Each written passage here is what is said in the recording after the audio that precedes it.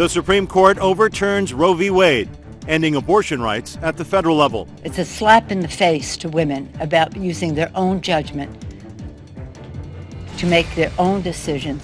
President Biden calls the U.S. Supreme Court's decision a sad day for the court and a sad day for the country, while anti-abortion supporters call this a life-saving decision. This is a moment 50 years in the making. So many millions of lives will be saved by this decision. We'll have reaction to the seismic swing to federal abortion rights. Whole Woman's Health joins other abortion clinics in ceasing operations in Republican-led states. We're going to have two Americas. We're going to have one America where abortion is still available, at least to some point within a pregnancy, and one America where it's not. What's next for a post-Roe America?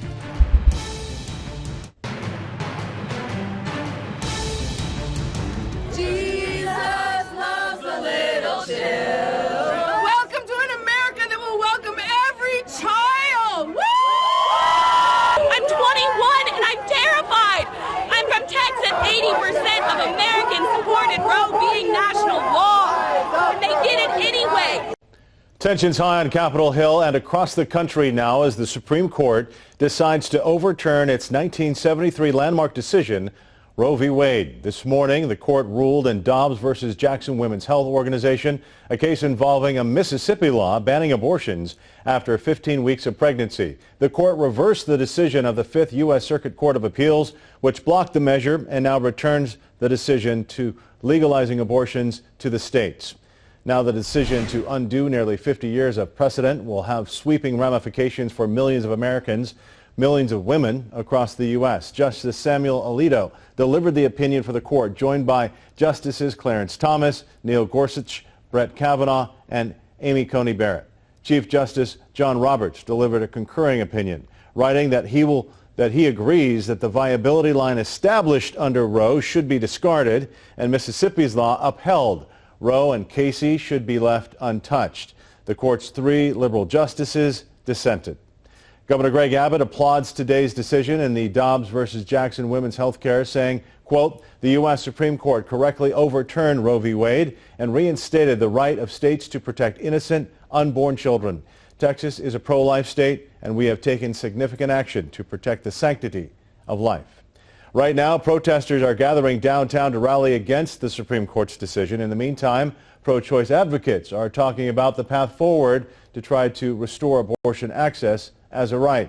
CBS Austin's Adela Uchida is live downtown where the rally is getting underway. Adela, you talked to a lot of people today.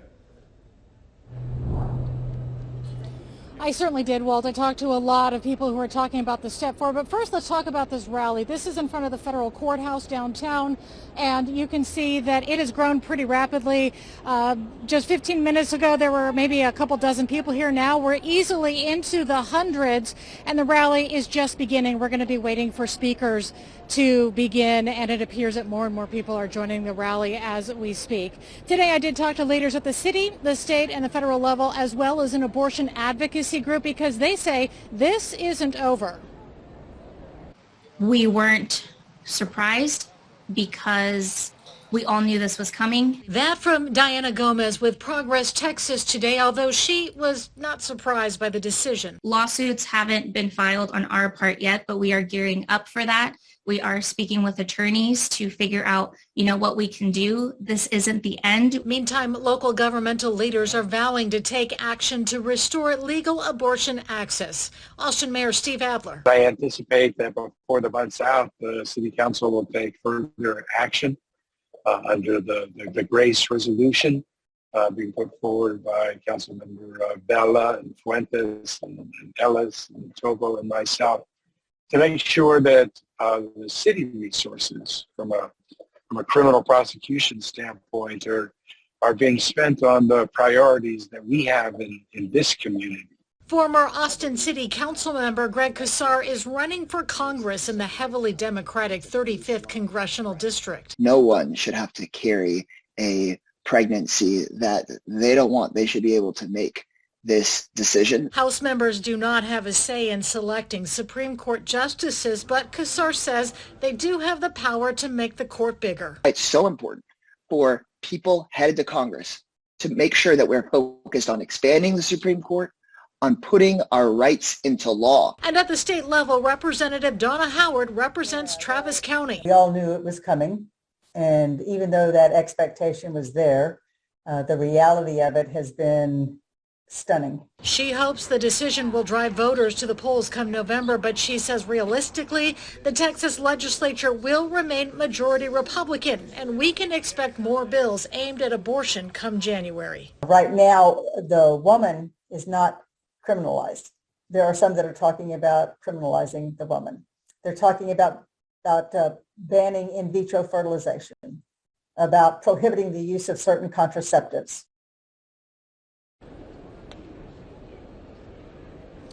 Now, we did see Donna Howard here at this rally. The rally continues to grow pretty rapidly. We're seeing people show up by the dozens, and I expect that this crowd is going to grow quite a bit. They're going to get started. They're going to march toward the Capitol beginning at 6 p.m., and then they will have more speakers at the Capitol. Now, Howard told me during that interview that Texas Social Services is not funded enough to help mothers raise children they did not want. The legislature will have to examine that and funding for women's health care coming up in the next legislative session.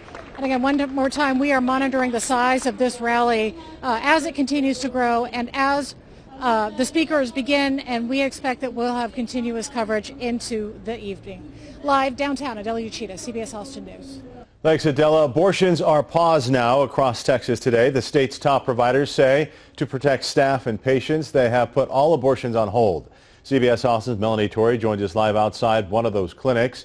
Melanie, the state's trigger law immediately outlawing abortion isn't active yet, but there are other legal challenges.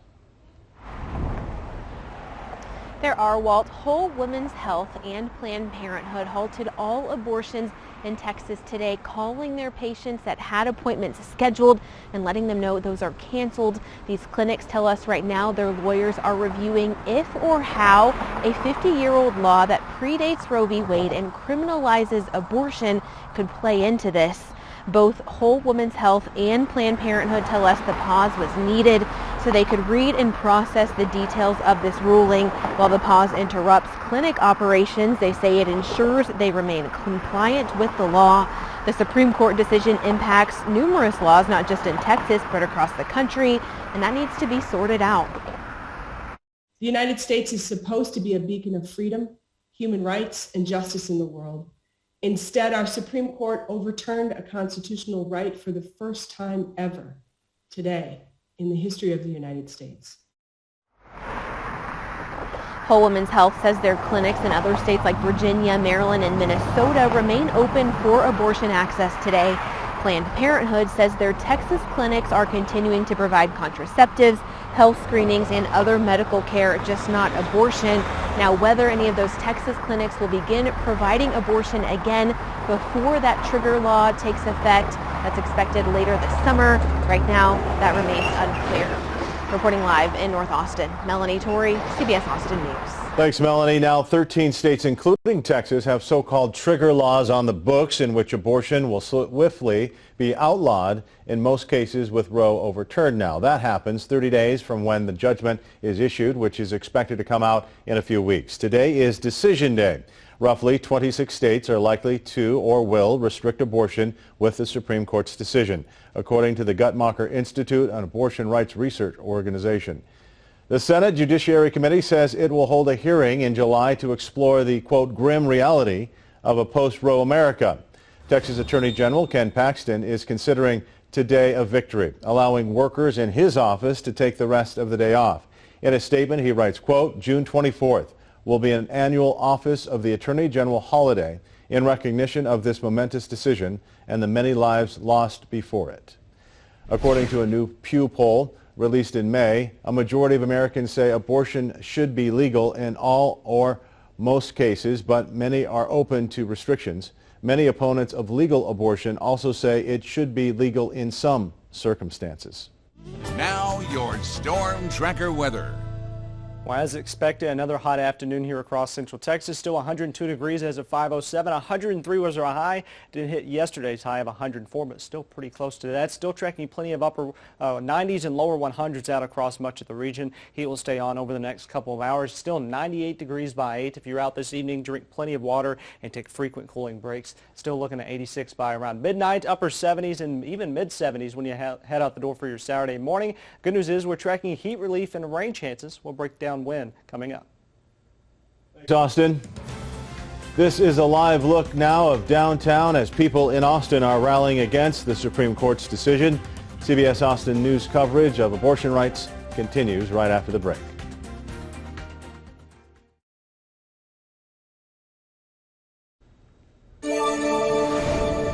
Roe versus Wade stood as law of the land for nearly 50 years, and tonight, two women reflect on their time as students at the University of Texas in the 60s and the work that helped them lead to the landmark decision. Now, Alice Embry and Victoria Foe say they were both active in the women's movement at the time. Embry was a staff member at an underground newspaper called The Rag, where a group of women put out a birth control information center. Foe was one of the leaders and says their center provided information on contraceptives and connected women to abortions. She and another graduate student sought advice from Sarah Weddington, the lawyer who would go on to represent Jane Roe in the Landmarks case. And we were just students. It's not like we were counselors or had any professional help. We were just doing the best we could to help women in our same age group cope with life-changing difficulties. Hear more on their work at UT tonight on CBS Austin News at 6:30 and their thoughts on the overturning of Roe versus Wade. State and nationwide, people are protesting the end of Roe v. Wade, including right here in Austin. This is a live shot of a protest downtown. What the decision means for access to abortion federally.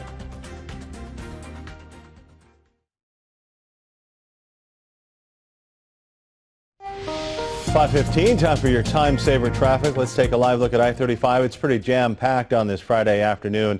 And if you take a look at the map, downtown is jammed too. Remember, that rally is going on at Republic Square. They're going to be marching to the Capitol. So Cesar Chavez is jam-packed. Congress is expected to be packed. 35 packed north and south of the river. There's stop-and-go areas there. But it looks like 360 and Mopac not too bad at this hour. That's your time saver traffic.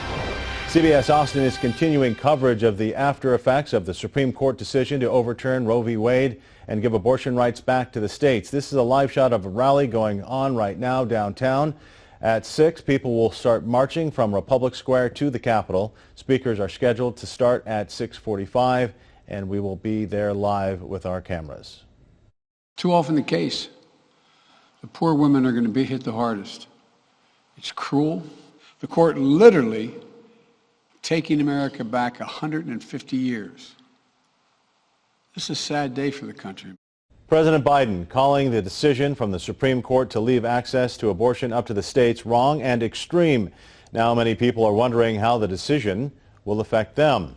Those who are anti-abortion activists are celebrating now while pro-abortion rights advocates worry about the future. Audrey El-Nashar has a closer look at the legal implications of this court opinion.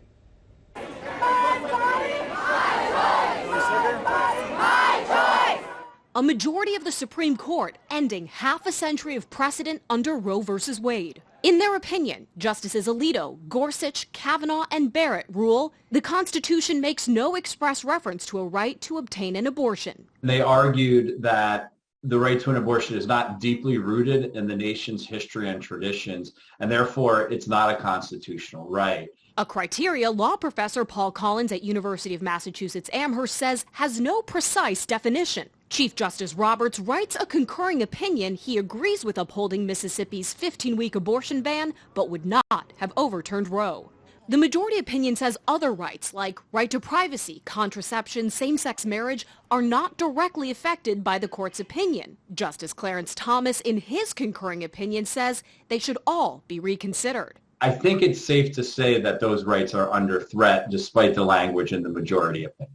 Justice Breyer, Sotomayor, and Kagan signing on to the dissenting opinion, one Collins describes as scathing. ultimately, they conclude that this is really a raw exercise of political power by a conservative court that is going to take away women's reproductive autonomy, making them less than full citizens. As access to abortion is now left in the purview of states, a lot of women and girls are wondering what it means for them. Sky, you're from Virginia. Do you worry about losing access to reproductive care? Of course, all the time. Others celebrating. We're overwhelmed with happiness. We're so excited for it to go down to the states. Now that Roe is overturned, abortion bans in 13 states with trigger laws immediately going into effect. Another 13 are expected to follow. But enforcing those laws likely won't look the same everywhere and may even be difficult. More than half the country entering a new normal, one that existed before Roe v. Wade. At the Supreme Court, I'm Autrell Nishar reporting. The Supreme Court used to be one of America's most highly trusted institutions, but according to a new Gallup poll, only 25% have a great deal or quite a lot of confidence in the justices now, down 11% from this time last year. This afternoon, Austin Police Chief Joseph Chacon gave an update on an ongoing shooting case involving an officer from earlier this month. One man died in the North Austin shooting on Saturday, June 12th. Newly released camera footage shows the events unfold. Drop the knife! Cuchillo down! Police say the man was Spanish-speaking and a bilingual officer tried to de-escalate the situation. When the man approached officers with a knife, they fired less lethal rounds, then fired their guns. 2 concurrent investigations are being conducted. Democrats banded together with 14 Republicans in the House and 15 in the Senate to pass new gun control legislation in the wake of recent mass shootings. It's the first major new gun control legislation in nearly 30 years. The bill now heads to the White House for President Joe Biden's signature. The bipartisan legislation will enhance gun background checks for people under 21, set aside $750 million to implement red flag laws, and close the so-called boyfriend loophole. I don't believe in doing nothing in the face of what we saw in Uvalde and we've seen in far too many communities. This bill is a compromise. It doesn't do everything I want. But what we are doing will save thousands of lives. The Senate passed this bill Thursday night after weeks of bipartisan negotiations led by Democrat Chris Murphy and Texas Republican John Cornyn.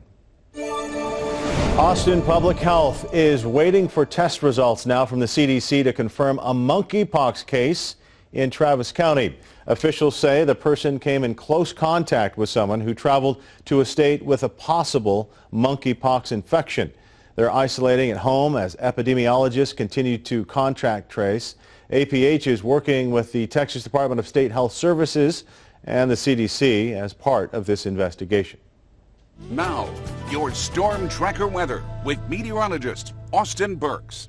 Now make it 9 days in a row that we've seen triple-digit heat here in Austin. We saw a high of 103 this afternoon after a record-breaking day for our Thursday. Bad news is this heat's continuing over as we go into this weekend as well. 9 consecutive days. The record is 10 for the month of June. We'll likely set that as we go in our forecast coming up for our Sunday. And we still have a heat advisory out till 7 o'clock for Saturday evening for Milam County, Mason County till 9 o'clock in the evening, but still very hot across the region this evening and going into the weekend, so make sure to stay cool and hydrated. So something else we're watching is the Atlantic, expecting a pretty active week. We're looking at a 60% chance for this tropical wave over here in the heart of the Atlantic that'll move off towards the west here in the next coming days of developing into a tropical depression or the next named storm, which will likely be Bonnie. Now, spaghetti models or forecast models showing it going over the Lesser Antilles into the Caribbean Ocean sometime in the next 10 to 14 days. And we'll have to see it maybe inching its way closer to the Gulf of Mexico. Still too far for exact details for that, but we'll continue to keep you updated with that. So as we go, something we can guarantee you is a nice cool front that's going to come as we go and kick off this next work week.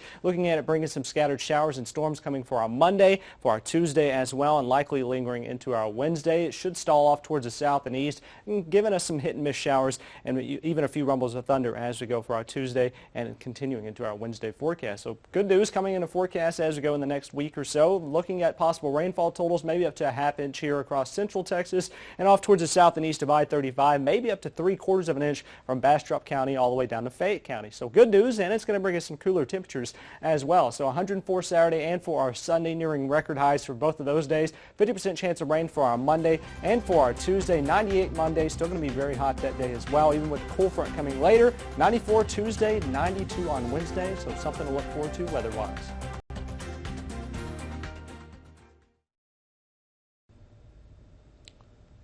Austinites now wondering what the Supreme Court's decision means for them. Coming up at 6, CBS Austin News continues coverage of rallies and protests downtown where people are reacting to the overturning of Roe versus Wade. We are live downtown now. They are marching to the Capitol tonight.